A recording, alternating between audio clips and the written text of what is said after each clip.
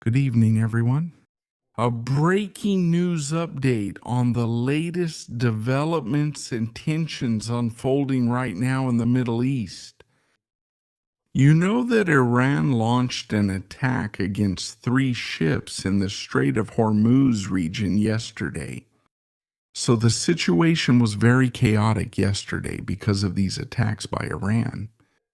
And then the United States retaliated in a very modest way, but they did retaliate against several regions in the south of Iran, limited regions like Bandar Abbas, Sirik, and the Chechen Island region, which is a very prosperous area, both in terms of oil and also in terms of civil infrastructure like commercial ports and other functions. But then Iran reacted very strongly and launched several missiles in that direction. Not against the continental United States, but rather against the nearby nations, including Bahrain and Qatar themselves, and also the region of Kuwait.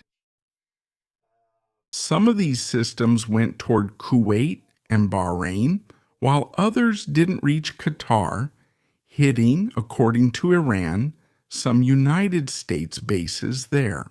Remember that there is an important base, the United States Fifth Fleet, positioned in the region of Bahrain. Iran claimed that it attacked this base, but there is still no plausible evidence regarding this. But then new attacks came tonight. Hours ago, and also minutes ago, about 20 times stronger, worse than what happened yesterday in this U.S. retaliation. And CENTCOM, U.S. Central Command, highlighted that they really attacked these areas of Iran, the southern region and also the southwest, which I will discuss with you here. And what does this new escalation represent? And what is Donald Trump saying at this moment? And what else? The authorities in Iran are also reporting and informing whether or not they will respond from now on. For those who don't know me, I'm Felipe Moretti, and here I talk about geopolitics and military affairs. This is a video made for the Felipe Moretti channel here on YouTube, but it will also be available here on the Area Militar channel. And if you haven't subscribed yet, subscribe. Turn on the notification bell so you don't miss any content. Guys, earlier, President Donald Trump was attending the NATO summit, one of the most important summits that was happening in Turkey. There was even an industrial forum to boost development of the European countries that make up the alliance, and I know that. To bring more investment there, to bring independence and autonomy to these countries, and thus reduce this dependence on the United States.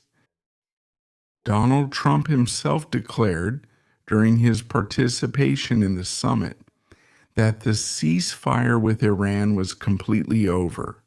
It was finished. This was because of the attacks that Iran carried out against the vessels flying those 3 flags I mentioned a little while ago. And Donald Trump himself said that earlier, we hit them very hard yesterday, last night. We'll probably hit them hard again tonight, already sending a very tough message. A warning to the Iranian authorities because they would be attacked again due to Iran's actions yesterday against those commercial ships. And Trump, he not only highlighted and warned and made those threats, he also called the negotiators, the country's leaders from Iran, sick people, liars, and vile and totally violent people. They are the scum of society. There's no way to negotiate with these individuals, with these liars. Why did Donald Trump attack the Iranian leadership again, even though he made an agreement, a memorandum of understanding, which we now know is no longer working, including the ceasefire, which I will go over here with you, That's because the negotiators, the Iranian authorities behind the scenes, were talking about the nuclear program, the missile program, how they would conduct the UN agency's inspections, what those conversations would be like, for example, regarding the opening of the Strait of Hormuz. And this was being discussed behind the scenes. But then, to the press, the negotiators, the Iranian leaders were saying the opposite, that this information, these conversations, these discussions were not taking place. Openly, Donald Trump contradicted the Iranian leaders. All that was missing was for Donald Trump to show clear videos proving that they were talking to Iran about these topics. But Iran lies to the cameras, and there's a clear reason for that. To show society, to make it clear to the public that they won't negotiate certain terms, that they won't negotiate important issues with the United States, which they call their mortal enemy of Islam. And then, hours ago, and also just minutes ago, the United States launched a series of attacks against the southern and southeastern regions of Iran. As retaliation for the attacks that happened yesterday, mainly against the ships, and also later against Bahrain and Kuwait. Because the Americans couldn't just let an ally be attacked and do nothing about it. But then, the United States attacked Bushehr, an important area in the southwest of the country. A very important junction for oil and also for the electrical infrastructure system of western Iran, the Chabahar region, and also the southern region of Bandar Abbas. The Americans, they struck with great force. They attacked systems, drone launch areas. They attacked a local police station in the Bushehr region, possibly this police station. It was involved with launching, either with drones or even missiles, setting up infrastructure and launching there.